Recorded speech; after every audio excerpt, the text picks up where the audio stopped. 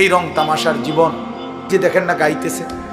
আল্লাহ রাসূল সাল্লাল্লাহু আলাইহি সাল্লাম বলছেন ইস্তিমাউল মালাহি মাসিয়াতুন, নবীজি বলছে গান শোনা গুনাহ, ওয়াল জুলুসু আলাইহা ফিসকুন, গানের মজলিসে বসা প্রকাশ্য ফাসিক, প্রকাশ্য পাপী, কবিরা গুনাহ, ওয়াত তালাজ্জুজু বিহা কুফরুন, আল্লাহ রাসূল বলছে গান শুনে যদি কেউ মজা পায়, স্বাদ, কুফরুন, তাহলে সেটা কুফর।